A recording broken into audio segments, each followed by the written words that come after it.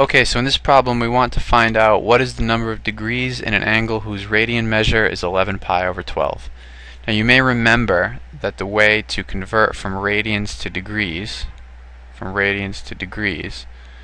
is to multiply by 180 over pi. And of course if you want it to go the other way, from degrees to radians, then you could multiply by the reciprocal of that, which is pi over 180.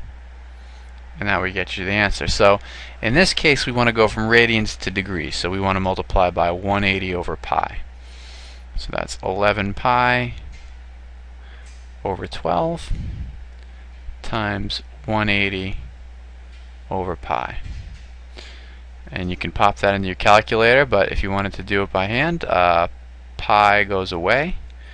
And then you have 11 times 180, and I would definitely encourage using your calculator on this. Maybe you can do that in your head, but it's a lot more reliable to use your calculator, so don't do mental math unless it's a big opportunity to pick up speed. Otherwise, just crank it out on the calculator. So in this case, it's going to be 165 as per my TI 83 Plus, which is the recommended calculator for the Regents. And that's it. So that's choice 2. Now what if you did not know how to get from radians to degrees? How could you remember this? Well, remember the unit circle. Think back to when you were first learning the unit circle and you wanted to know what a radian really was. So on the unit circle, this is 0 degrees, right? This is 90, this is 180, and this is 270. Sorry. Should be a 2. And of course this also corresponds to 360, and you could go around many times, and this would be 90 plus 360, and this would be 180 plus 360, and you can go around and around infinitely. Also, we can name these, rather than in degrees, we can name these in radians. So this would also be 0 or 2 pi in radians. This would be pi over 2 in radians. This would be pi radians, and this would be 3 pi over 2.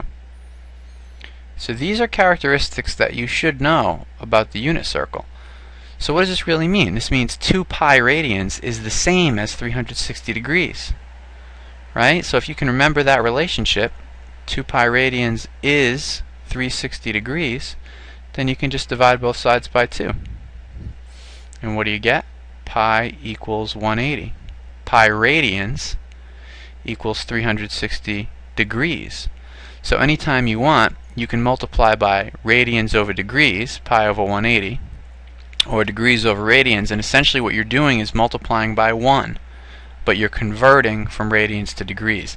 And that's really how these two relationships here were originally derived, from that idea. And you don't have to use a full circle and say 360 equals 2 pi the way I did here. You can actually look at the left side and it's already done for you. Pi equals 180. So hopefully that helps you remember how to convert from radians to degrees and from degrees to radians.